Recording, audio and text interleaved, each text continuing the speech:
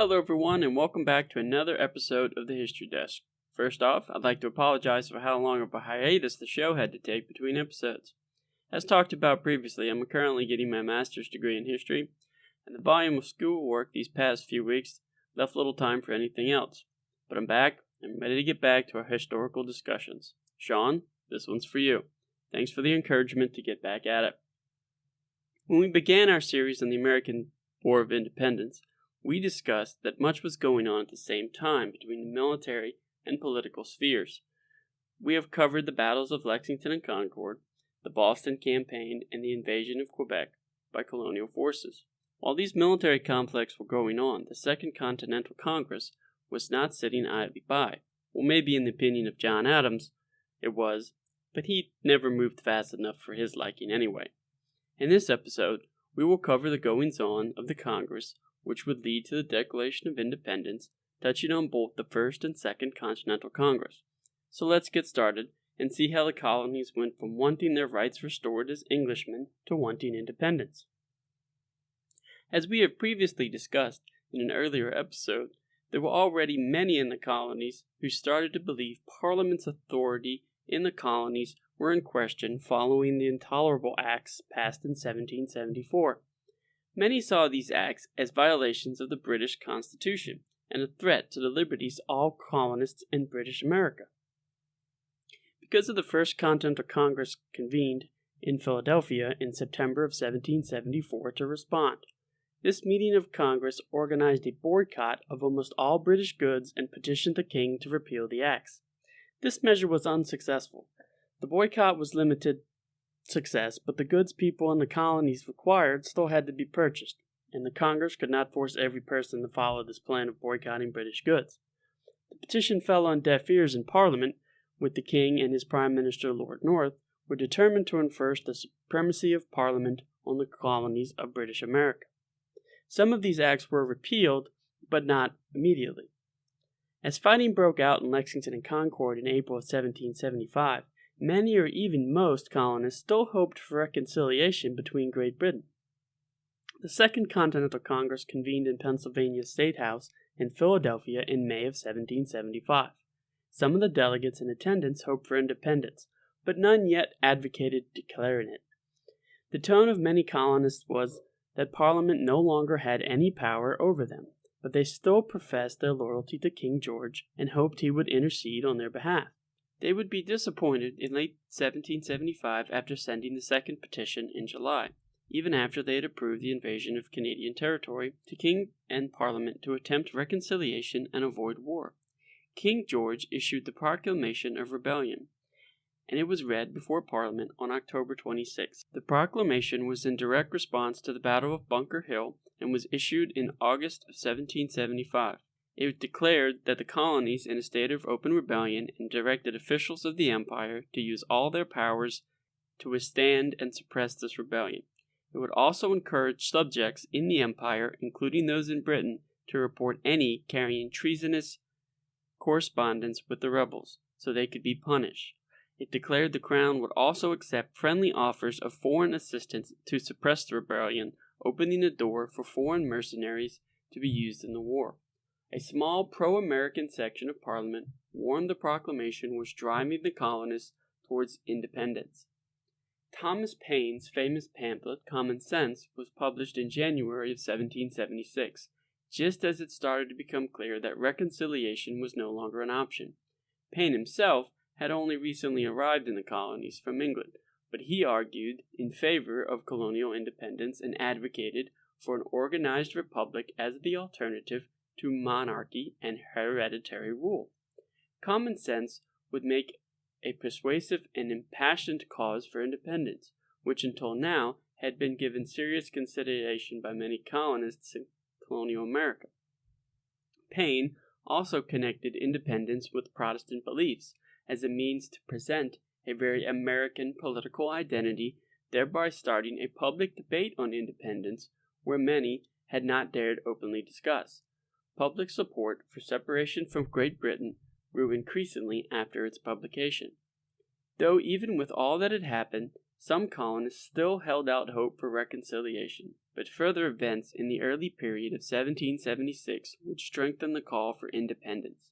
In February of 1776, colonists would learn of the Prohibitory Act, passed by Parliament, which would establish a blockade of American ports and declared all American ships to be enemy vessels. John Adams, who was a strong supporter of independence, believed that the passing of this act by Parliament was effectively declared American independence before Congress was able to do so.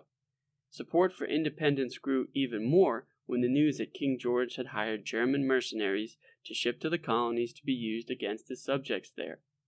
Despite a now growing call for independence, Congress actually lacked the clear authority to declare it. Delegates had been elected to Congress by 13 different governments, which included conventions, ad hoc committees, and elected assemblies, and were bound by the instructions which these electing bodies had given them. Regardless of their personal beliefs on the subject, delegates could not vote to declare independence unless their instructions permitted them to do so. Several colonies gave express instructions prohibiting them from taking any steps towards separation from Great Britain, where others gave them instructions that left them scratching their heads as what they wanted them to do. For Congress to be able to declare independence, almost all of the delegations would need to get authorization to vote for it, and one colonial government would need to specifically tell its delegation to propose a Declaration of Independence in Congress. This would cause a complex political war between April and July of 1776, between the delegates and the colonial governments. While the congressional delegates were waiting for official instructions from their colonial governments, many colonists did what they could to help revise those instructions by formally expressing their support from separating from Great Britain. These would effectively become state and local Declaration of Independence. Approximately 90 of these declarations were made across the colonies and would take many forms. Some were formal written instructions, such as the Halifax Resolves of April, in which North Carolina would become the first colony to officially authorize its delegates to vote for independence. Others were legislative acts that were aimed at ending official British rule in individual colonies, such as Rhode Island, in May renouncing its allegiance to Great Britain. Many other declarations were at the town and county level, and a few came in the form of jury instructions from local magistrates. Most of these smaller declarations would be overshadowed in the coming months by the larger Declaration of Independence, but they showed the growing support of the separation from British rule by everyday colonists. Some colonists, though, held back from support of the idea of independence. This resistance was centered around the central colonies such as New York, New Jersey, Maryland, Pennsylvania, and Delaware. Many advocates of independence say Pennsylvania was the key to winning the fight in Congress, but on May 1st, opponents of independence retained control of the assembly there. In response, on May 10th, Congress passed a resolution which was promoted by John Adams and Richard Henry Lee, which called on colonies without a government that spoke for their beliefs to adopt a new government. The resolution passed unanimously and was even supported by the leader of the anti-independence faction, John Dickerson, because he believed it would not apply to his colony. As was the custom of the time, Congress appointed a committee to draft a preamble to explain the purpose of the resolution. John Adams would write the preamble, which would state that because King George had rejected the calls for reconciliation and was hiring foreign mercenaries to be used against the colonies, that it was necessary to remove any kind of authority under the crown. The hope of the preamble was to encourage the overthrow of governments of Pennsylvania and Maryland, which were still under direct monarchy rule or proprietary governance, which meant all the land in the colonies belonged to the monarchy. On May 15th, after several days of debate, the preamble was passed, but 4 of the middle colonies voted against it, and the delegation of Maryland walked out in protest. On the same day Congress passed Adams' preamble, the Virginia Convention set the stage for the vote on colonial independence, which was to come. On May 15th, the convention instructed Virginia's congressional delegation to propose that respectable body to declare the United Colonies free and independent states, and absolve all allegiance to or dependence upon the Crown or the Parliament of Great Britain. Following these instructions, Richard Henry Lee of Virginia presented a 3-part resolution to Congress on June 7th. The motion was seconded by John Adams, calling for Congress to declare independence, form foreign alliances, and prepare a plan of colonial confederation. The part of the resolution which related to declaring independence, read, resolved that these united colonies are, and of right ought to be, free and independent states, that they are absolved from all allegiance to the British Crown, and that all political connection between them and the state of Great Britain, it and ought to be, was totally dissolved. Lee's resolution would meet with resistance in the debate that would ensue. Opponents of the resolution, conceding that reconciliation with the Crown was unlikely at this point, argued that declaring independence was premature and that securing foreign aid should take priority. Advocates argued that foreign governments would be hesitant to intervene in what would be seen as an internal British struggle, and so a formal declaration was needed before foreign aid would be possible. As they believed Congress needed to do was declare a fact which was already in existence. Delegates from Pennsylvania, Delaware, New Jersey, New York, and Maryland were still not yet authorized to vote on independence, and some threatened to leave Congress if the resolution was adopted. Therefore, Congress, on June 10th, voted to postpone further discussion of Lee's resolution for 3 weeks. Until then, Congress decided to form a committee to prepare a document announcing and explaining independence in case Lee's resolution was approved when they reconvened. While the political maneuvering was going on to the official Declaration of Independence, a document had to be written to explain the decision. On June 11th, Congress appointed the Committee of Five, consisting of John Adams, Benjamin Franklin, Thomas Jefferson, Robert Livingston, and Roger Sherman. The committee would take no minutes, so how the decision of who would write the document is uncertain, though both Adams and Jefferson would write conflicting accounts later in life, so far after the writing that many believe they cannot be entirely relied upon, though they are often still cited.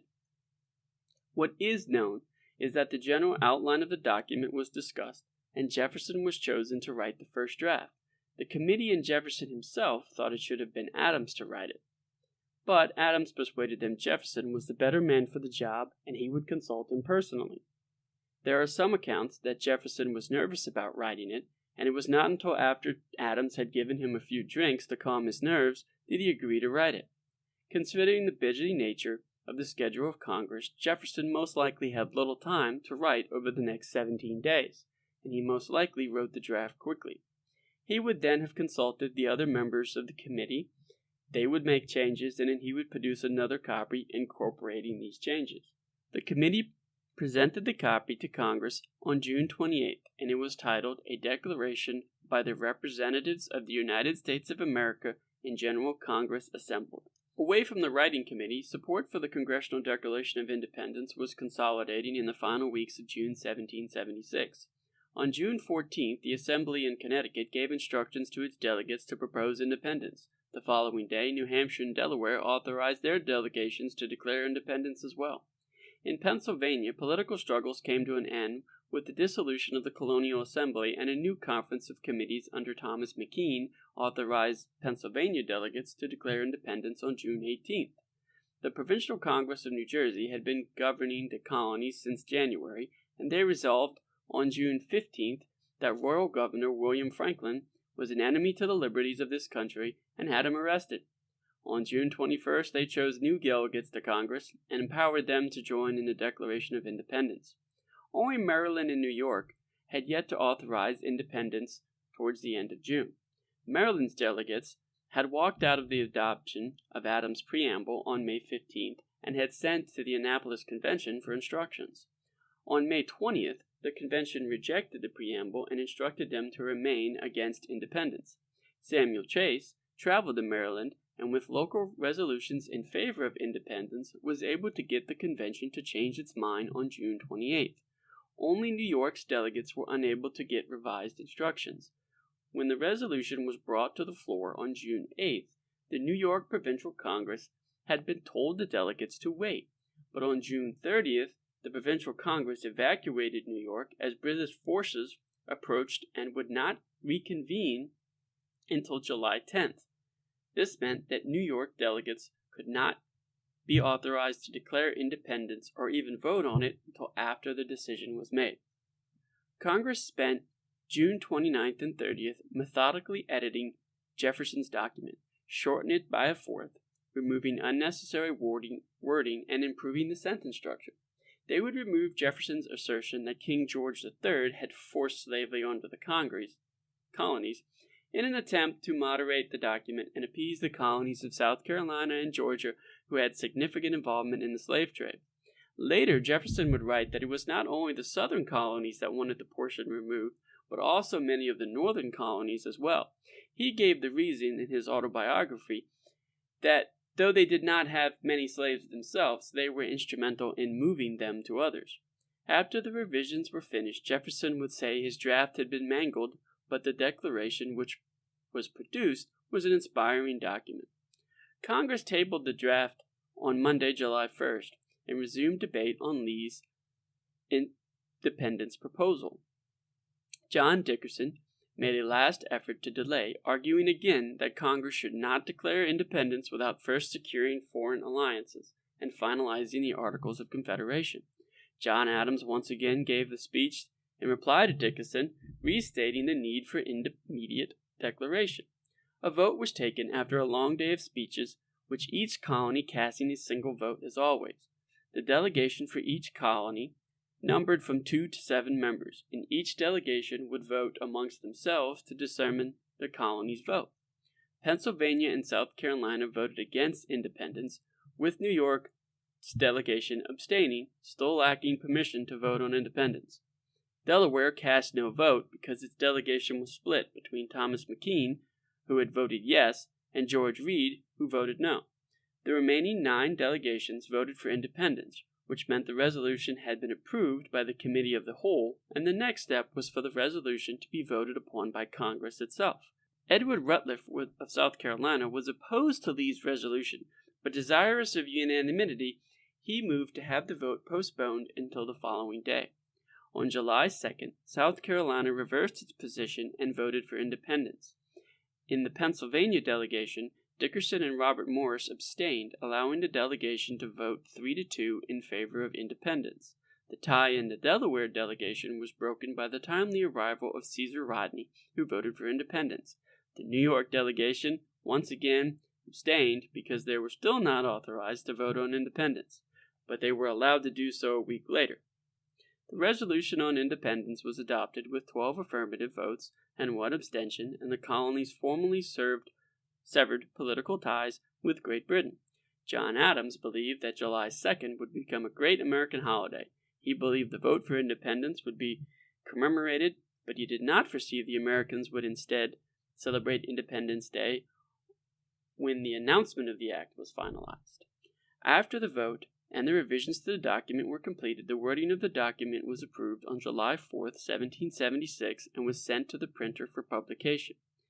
There was a distinct change in the wording of the original broadside printing of the document, and the engrossed copy. The word unanimous was inserted as a result of a congressional resolution on July 19th. The Declaration of Independence became official when the Congress voted on it on July 2nd, and the signatures were not needed to make it official. The handwritten copy of the Declaration of Independence was signed on July 4th, 1776. There are signatures of 56 delegates on the documents, though the exact date of when each person signed has been subject to debate over the years. After much debate, it has been widely believed that the delegates who were present on July 4th signed it on that day, and those that were not would sign it on August 4th. Approximately 34 delegates were in the Congressional House on July 4th, the only exception being Matthew Norton from North New Hampshire, who was seated in Congress in November and asked for and received the privilege of adding his signature to the rest and signed on November 4th, 1776. After Congress approved the final working on July 4th, a handwritten copy was sent a few blocks away to the printing shop owned by John Dunlap. Working through the night, he printed 200 broadsides for distribution. Soon it would be read to audience and reprinted in newspapers throughout the 13 states. The first formal public reading of the document took place on July 8th in the yard of Independence Hall by John Nixon. The first newspaper to publish it was the Pennsylvania Evening Post on July 6th, and a German translation was published in Philadelphia by July 9th. John Hancock sent a broadside to General Washington instructing it to be read to the troops. Washington had the declaration read to his troops in New York City on July 9th, while thousands of British troops sat on ships in the harbor. Washington and Congress both hoped it would inspire the troops and encourage others to join the army. After hearing the reading, crowds in many cities tore down and destroyed signs of statues representing royal authority. In New York City, a large statue of King George on a horse was pulled down, and the lead was used to make musket balls for the coming battle in New York. One of the first readings of the Declaration of Independence by the British is thought to have happened at the Rose and Crown Tavern on Staten Island, New York, in the presence of General Howe.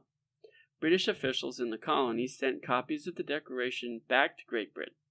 It would be published in British newspapers by early August, would reach Florence and Warsaw by mid-September, and a German translation appeared in Switzerland by October. The first copy, which was sent to France, was lost. Another was sent and arrived in November of 1776. Copies of the document would make it around Spanish-American colonies, even though they attempted to ban its circulation. Later in 1776, a group of 547 loyalists, mainly from the New York area, would sign a Declaration of Dependence, pledging their loyalty to the Crown. The copy of the Declaration that was signed by Congress is known as the engrossed copy or parchment copy. It was properly engrossed, that is, carefully handwritten by Clerk Timothy Matlack. The facsimile made in 1823 has become the basis of most modern reproductions rather than the original because of a poor conversion of the engrossed copy through the 19th century. In 1921, custody of the engrossed copy of the Declaration of Independence transferred from State Department to the Library of Congress, along with the United States Constitution. After the Japanese attack on Pearl Harbor in 1941, the documents were moved for safekeeping to the United States Bullion Depository at Fort Knox in Kentucky, where they were kept until 1944. In 1952, the engrossed Declaration of Independence was transferred to the National Archives and is now on permanent display at the National Archives in the Rotunda of the Charters of Freedom. And we've gotten to that point. The Continental Congress has declared independence. The war has been going on for a year. As you see, there were some attempts for reconciliation while we were still making war efforts, hence our invasion of Canada while we were sending documents to England. Both sides of the argument there trying to independence and reconciliation. But there will be more Continental Congress or Congress now effects that will happen during the military part of the Revolutionary War, and we'll go back and forth and we'll discuss those. I would like to say it's great to be back, and it's great to be speaking of history again outside of school. Next episode, I'm hoping to get with we will try to do the New York and New Jersey campaigns with Washington. The first campaigns, if we can get to it, we're going to end with get into Valley Forge. We'll see how long it is. I don't want it to be too long. And other than that, it is great to be back. It's great to be discussing history with you again. I hope you enjoyed this episode about the Declaration of Independence. We're going to keep going this summer. I don't have any class, so we should be going back to weekly episodes or bi-weekly episodes depending on what happens. If you would like to support the show, there will be some links down in the show notes. Any donations, any type of support that way will go towards improving the show, better audio equipment, better audio auditing software. Before we go, I'd love to give a shout out to the GI Museum in Ocean Springs, Mississippi. If you're ever driving through, or if you just want to, you're in the area, or you just want to make a trip and you're close by, it is an amazing place to visit. It is chock full of so much GI history that you may have never known about. Small items, big items, weapons, uniforms, everything's got a story. You will not regret taking a tour of this place. You have to make sure they're open. They're not open every day, but you can set up tours. I will put on the Facebook information and their website information in the show notes if you need to contact them, you want to get in touch with them, you want to go see it. You will not regret it. You can go there 100 times and you will still miss things. I've been multiple times and still things I've never seen before. Love it. The people are amazing. You will not regret it.